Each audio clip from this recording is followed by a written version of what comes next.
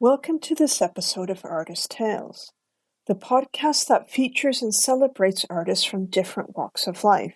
I'm Heather Martin, and I'm speaking with Michael Jardine, who's a London-based photographer. We met through Quakers. Welcome, Michael. Hi, Heather. It's good to have you. Pleasure to be here. Now, tell me a little bit more about your photography, because I know you've gotten into it in very much the film photography. And every time I speak to you, you're getting an ever increasingly large camera.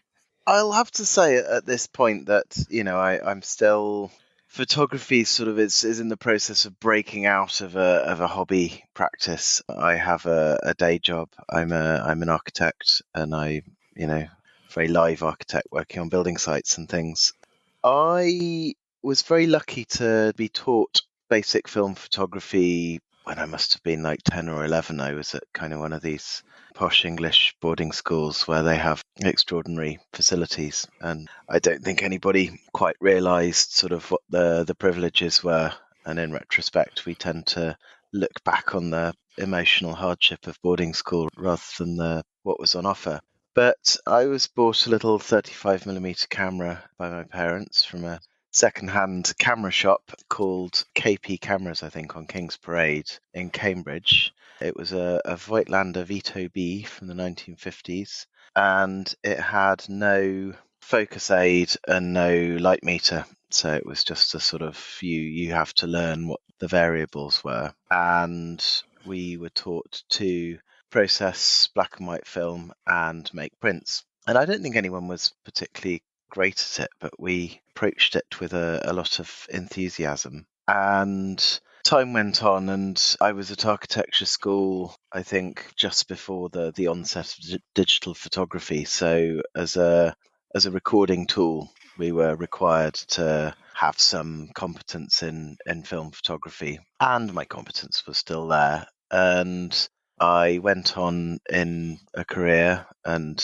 photography increasingly became digital. And I don't recall consciously thinking about the fact that we weren't using film anymore. My film camera, by then, little Japanese SLR, I still have the camera from my childhood. Sat in a drawer. I didn't get rid of it as many people did. And I think over probably the last 7 or 8 years, I noted that I still had a film camera in my drawer and took it out and played with it a bit. And then I think I needed a hobby. I was sort of in lockdown. I've been very much a single parent for a lot of the last 5 years, and I was locked up with a small boy and holding down a job, and I needed to do something to amuse myself, stay sane, whatever the thing is.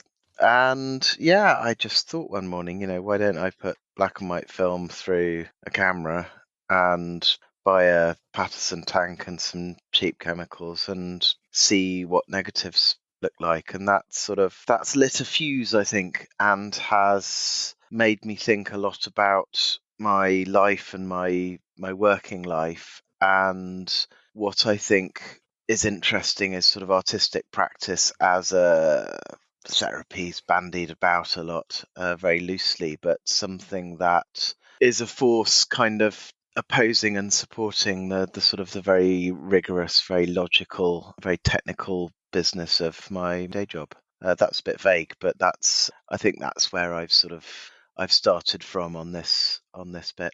And I'm sure you're not alone on that. I mean, certainly when you said that it's something, very different to your technical day job, in a way, I kind of feel that about my own photography. It's just something just very different to what I do day to day.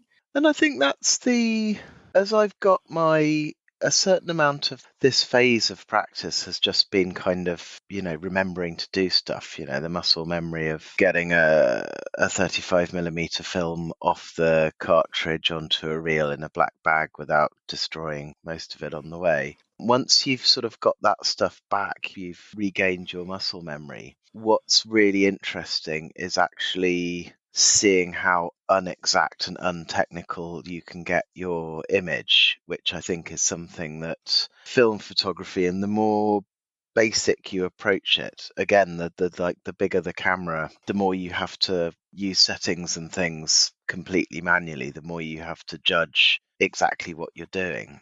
That's made it a lot more interesting. I mean, at the risk of being a bit geeky, technical, I suppose, if you're using a camera with no focus aid whatsoever, well, this is what I learned at an early age, the easiest way to get stuff vaguely in focus is to use the smallest aperture you can get away with. And so you have the largest depth of field. So you just, the odds are better for getting at least some of it in focus. And I think it was being lent a medium format camera for the first time made me think about taking photos the opposite way to that, of using the lens wide open and being inexact and let things sort of float in and out of a visual field, sort of be a bit more painterly, I suppose. Painterly is an interesting term because I'm a perfectly skilled graphic artist, but I've never been able to paint for toffee. And I think that business of just using big wide apertures and like letting lots of light in onto the film has allowed me to be slightly painterly, which has made me very happy. The question I'd like to ask you actually is what influences you? I mean, certainly you've talked about, growing up in some, using the technology that you have and that has influenced the type of style of photography you have. But what other influences have you had? I think they're always changing. I think through the years of not taking photos, I think the photography I've liked sort of looking at in books has been quite sharp photography of places, documentary photography, architectural photography. There's a Canadian guy called Edward Bertinsky who does these extraordinary photos of marble quarries and tailings from tin mines and things, where you get all these extraordinary outlandish colours from the metal salts in the soil. I mean, they're kind of horrendous if you look at them with a certain view, because this stuff is absolutely brutalising the planet. But, he's very aware of that. And his photos of shipbreaking in Bangladesh as well are just so affecting, of these amazing shapes of cut up ships. Again, they're almost completely devoid of people, but the people that do that work, it's one of the most dangerous, low paid jobs on the planet. Actually, starting to take photographs has made me much more interested in people. I mean, perhaps that's the maturity of having been alive for a bit. I've had, a couple of quite very traumatic events in my life. And I think those have affected me in making me much more dependent on something like emotional intelligence to survive. And that's made me much more interested in people. And in terms of the photography I'm inspired by at the moment, I'm really interested in portraits. And I wonder if I will ever, I will ever make portraits to my pleasure. But yeah, there's sort of the great portraitists. I don't even know, there's books and books of these things, and there's names, but just the guys who must have been using sort of Rolleiflexes and Hasselblads in the 50s and 60s and just taking these absolutely beautiful classical portraits. And I'm sure you do see over time changes in taste and how, the styles of photographs evolve over time. Yeah, and it's sort of, I think in any art form, in sort of visual fine art, there's always sort of punk rockers, aren't there? There are always people trying to sort of stick two fingers up at like the established way of doing it, or how they've been taught, or the examples that they were given when they were learning, of like, this is a guy whose work you can look up to. And that's always an interesting process. I mean, I think Instagram is kind of dangerous. It's like the William Burroughs thing, only millions and millions and millions of images. And so, you don't necessarily stop and look at who's taking anything, but there's brilliant things that people are just doing on film or on digital that's just there. I think film photography has generated an extraordinary community on Instagram, and I think it's fairly benign actually, because there's not that much money to be made in selling people stuff to do with film photography. I think if Instagram gets a whiff that your interests sort of coincide with anybody's ability to flog you anything, then I think you just get bombarded.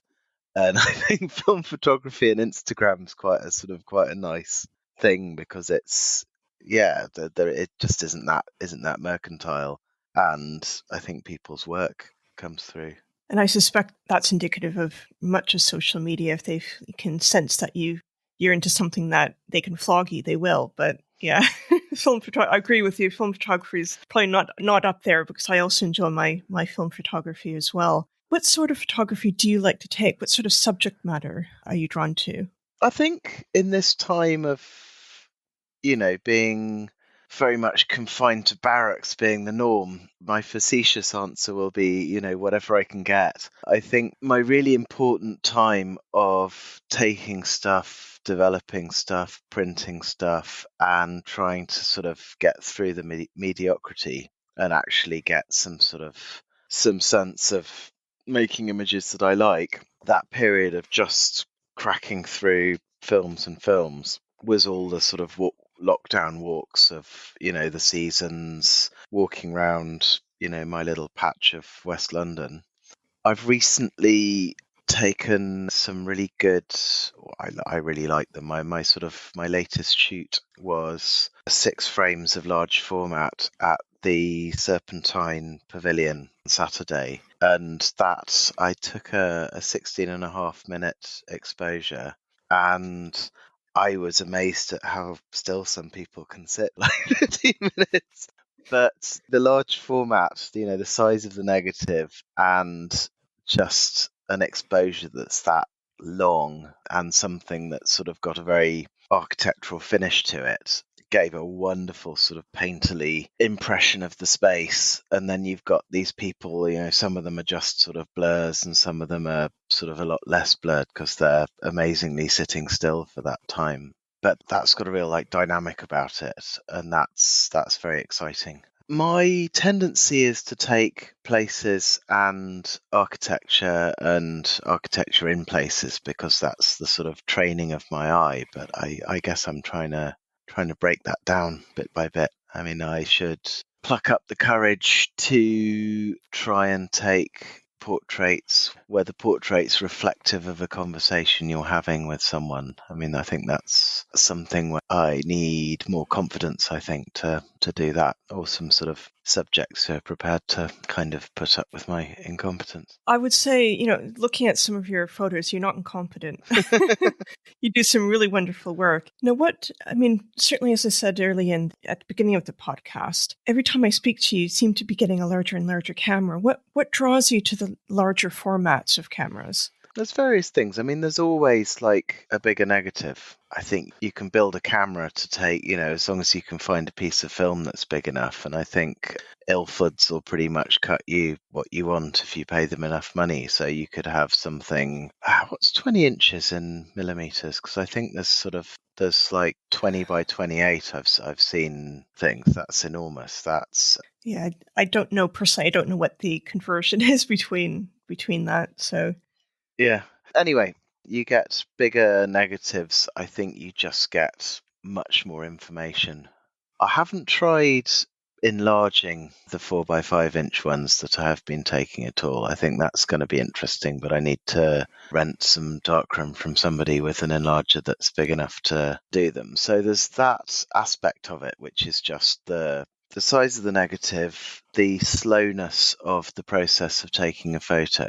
This isn't a snapshot. I learned very early on that it completely ruins a family walk, because from having everything in a backpack, you can't take a photo in less than about 15 minutes or 10 minutes. And that's a lot of time for a 6.5-year-old boy to tolerate his father messing around with stuff. The other thing that's really interesting, the moment you go from medium format, so the 6 by 6 centimeter negatives, to large format, is the ability to move the lens relative to the film plane. You've got a whole technical toy box, and that's just fascinating. I mean, I am just starting out with that. I think the obvious thing is how you take a photograph of a building and get the vertical lines parallel rather than converging, because buildings generally bigger than people, so you're looking up at them, and the fact that you can raise the lens, the front standard, it's called, the sort of the plate that the lens board thing that holds the lens board. I am just about getting my head around the etymology of these things. So the thing's on a bellows. It's the camera that you sort of laugh about, sort of Edwardian period dramas of a bellows, and you're focusing onto a ground glass screen under a cloth at the back, and you can raise the lens, which means that you can pull the verticals parallel, which is really interesting. And if you swing the lens, so you're rotating the lens on an axis, you get these, well, you should be able to control them. I'm getting there. These very precise fields of focus. So you can get somebody's face in focus and things, immediately either side, like completely out of focus, which is absolutely fascinating. Again, this is going back to my current obsession with sort of relative focus of things. Yeah, I mean, it's going back to taking 35mm after you've been mucking around with large format is just extraordinary. It's like a toy, and you get these tiny negatives. But yeah, it's increasingly fascinating. I think it's going to have to stop at 4x5 inch negatives for a bit. Yeah, because you can go much bigger than 4x5. You can go by 8x10, and larger than that. Well, you have to 8x10. You have to develop them in trays in the darkness, and that sounds like quite hard work. I've got a gizmo that allows you to do 6 sheets of 4x5 film at a time in a sort of 1 litre Patterson tank, which is pretty convenient, because the idea of doing film in trays in darkness just sounds a bit difficult to me. Yeah, same here. You've talked about your cameras and the process you go through to take pictures and the different cameras you use. Tell me a little bit more about the process of developing both the film and prints. Well, the large format stuff, as I say, I haven't been able to enlarge it. What I found from eBay was a printing frame. So to sort of rewind the story back, you put the film into these like film holders, which are the things that you sort of see the guy in the Edwardian period drama sort of pulling out of the back of the camera with a flourish. So you have a film holder which has 2 sides.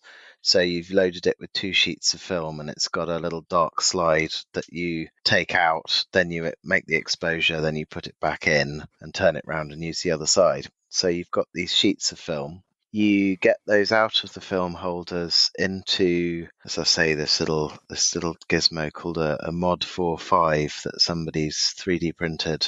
It's as an aside, I think large format's really interesting because it does provoke people to to develop technical solutions to things and then, make them available on the internet. I think it's it doesn't have to try very hard to be a community activity on a sort of internet scale. But you get the 6 sheets into this plastic spidery device and put it in a tank, put the developer in, shake it around for a sort of period of time, depending on the kind of film you're using and how you've treated it. Then you put a stop bath in that stops the development, and you fix it that makes it all stay in one piece. Then you rinse the hell out of it, dry them, and you've got negatives.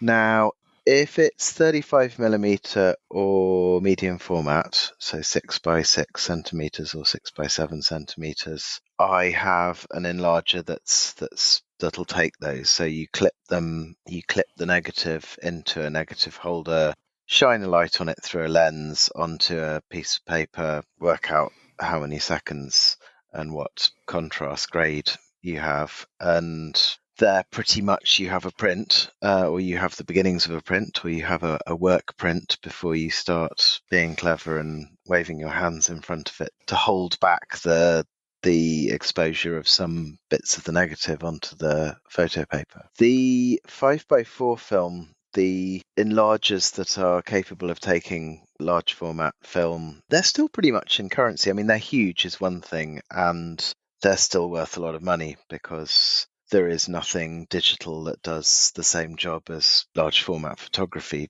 yet at this point in time. So it's still the state of the art of technology for fine art printing.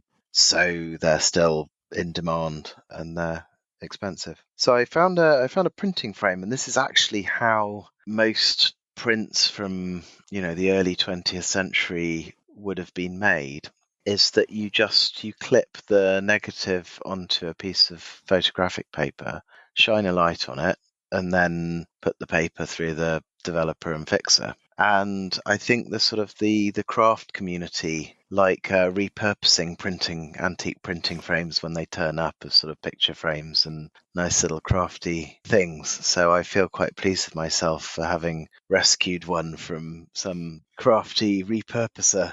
I've gone back to this business of just, you cut a piece, you have a piece of photographic paper the same size as the negative, you clip it together in this little frame, you shine a light on it, which could be a flashlight, which I've done. And there's something great about, something as low tech as a flashlight. And you get the photograph as a contact print, which is only as big as the negative, but they're cute little things. And I would say that, from my experience of printing, there's and also photography, there's the creative process of actually taking the picture, but also there's a whole creative process of developing the film and developing the prints, depending on, I'm just thinking with prints, probably a bit like film photography, it depends on the length of exposure, it depends on, as you say, kind of, holding back some light on different areas of the print. So, and I'm sure even with the developing the film, you can push and pull, which means that you can either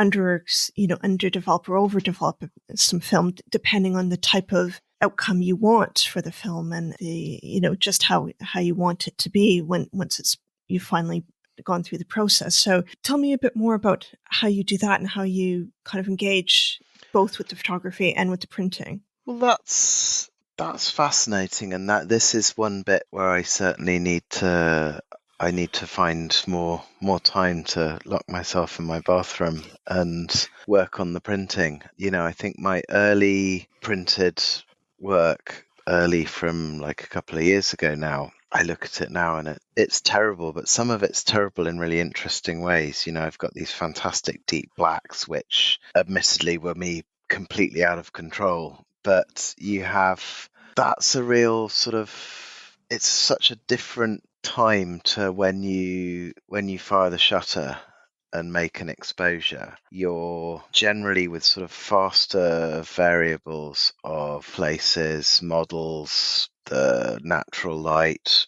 whatever the variables are quite fast changing. And I think you're using a very different bit of your brain when you're actually framing something up in a camera and making an exposure. When you're printing, I think it uses a very different bit of your brain, and I think it's really complementary. I think that's one of the really beautiful things about getting a print that you kind of like, is that you've had your mind in these two very different spaces. So printing, I've got a negative, I've put it in an enlarger, hiked up the enlarger to the height where I've sort of framed up the bit that I like, or I've gone sort of au naturel and had the whole thing on the piece of paper. And then you stop, you do your tests, your test strips, where you expose bits of the negative onto the paper for different lengths of time to get the right density without sort of losing kind of detail in the shadows. And you've worked all of that out, and then you go through this phase of very much like a painter. You're doing a print and you're looking at it and you're reflecting and you're coming back and saying, what if I hold this bit back? What if I wave my hand in front of a part of it? And that's really beautiful, because at that moment, that's the only thing you've got to do. You've got everything else set up. You've got the trays of smelly chemicals to reveal what you've been doing. And yeah, the tactility of it, the feeling of your hands sort of sculpting this image. It's very affecting. It's very powerful, and it very much speaks to that kind of need to feel connected to images produced out of my brain with my hands, which makes me feel good.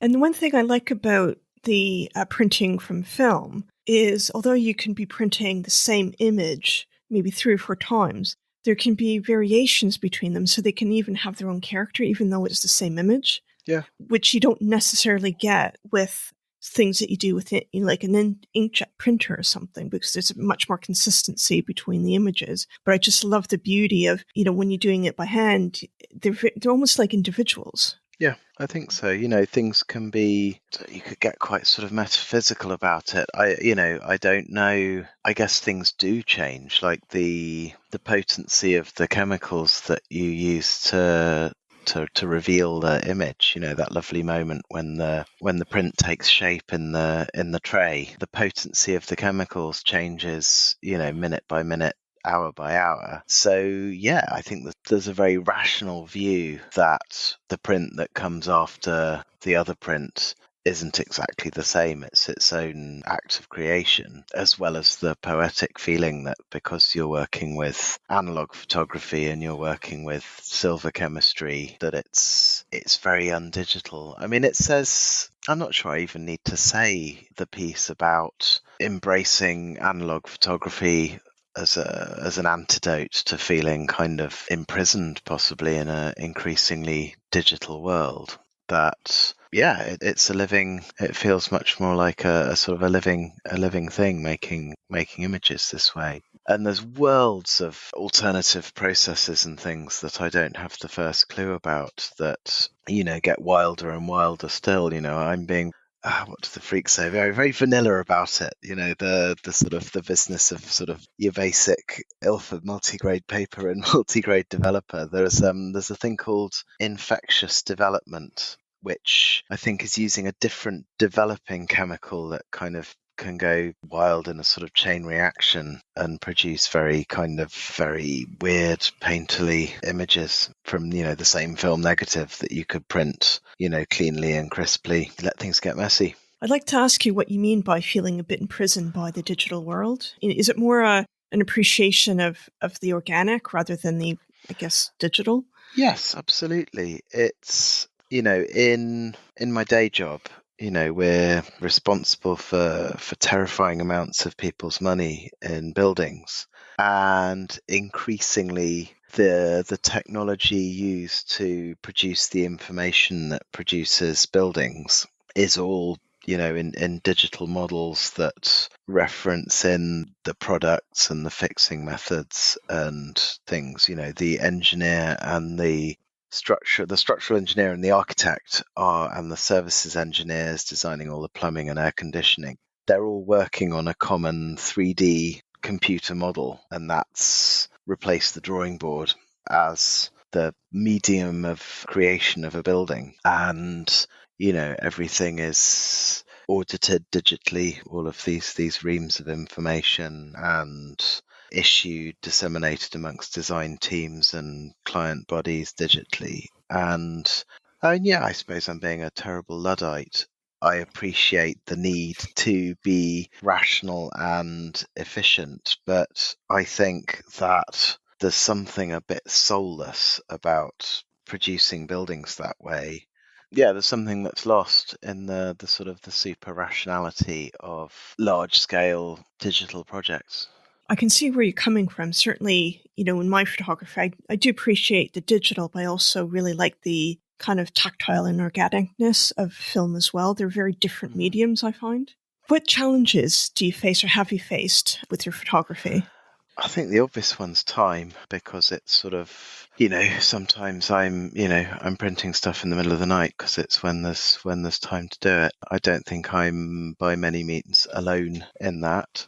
I think this was a very intense bit when I was starting to make images of feeling very out of control, of having, you're very pleased with yourself because you've taken photos and you've got a negative that's come out of a tank, sort of dripping with the water that you rinsed it with, and it's a feeling of real victory. And then you try and print it and you're really struggling to get the image that's in your mind's eye of it. And I got some very good advice of making contact sheets. So you put all of the negatives of a film together under a sheet of glass and just contact print them onto a piece of photographic paper to make a proof sheet. And the classic piece of advice is that you expose it just so that the blank bit of the film renders pure black. So it's the same as the bit of the contact sheet, which is just the glass. And that's the right point of density to expose the proof sheet to. And when you do that, when I went back and did that with like the first couple of films that I did, I realized the negatives were complete garbage in terms of exposure, and I understood why I was having such a hard time making decent prints out of them, because they were difficult negatives. And that made me go back and think very hard about the technical stuff. I suppose my aim is to get the technical stuff as instinctive as possible, to let that feeling of malleability come through. And I'm sure I've got several bits in front of me of kind of going, feeling like that old negative, those first negatives. I hope I've got that experience again of kind of feeling like it's all a disaster and then working out how to solve the problems. But it's real problem solving business. It's not a question of like, what are the settings in the software? It's what are you getting the chemicals to do? And what's next? You've mentioned earlier in the podcast that you're interested in portraiture. Do you think that's kind of where you're going, or are there other things that might kind of pull you in another direction? I'd like to become more project based, and I've got a few very vague projects. I think the feeling of working in projects as a photographer is interesting. I think projects start as quite vague things, or they do in my mind, through taking some photos and pulling themes together. You kind of crystallize the direction of the project from something that was much vaguer, that was still within a kind of cloud of possibilities. And I suppose what I'm looking for in the back of my mind is the vague project that starts me taking portraits. I mean, I'll do headshots for people. I think people like film photography. They like the qualities. I know you're a fan of the Rolleiflex, and the Rolleiflex of whichever type, I think it can be a very kind machine for taking photos of people, and people seem to like the images of themselves that come out of it. Whether that's the sort of unthreatening nature of the fact that you don't have somebody actually pointing the thing at you, you're sort of the photographer's looking down the chimney, so there's sort of more indirect. And I think the lenses are kind. I think I'm looking for that very vague sort of potential project that gets me sort of formally thinking about taking photos of people. That's great. I'm looking forward to the results once you start working on that. So thanks, Michael. It's been really good chatting with you. My pleasure. Thanks for listening to this episode of Artist Tales. I hope you enjoyed listening to it. Further information about the artist I spoke with is in the episode notes. Please rate and review this podcast on the apps and spread the word. You can get in touch by emailing artisttalespodcast@gmail.com. This podcast is on social media. Check the information in the episode notes. Hope you join me next episode.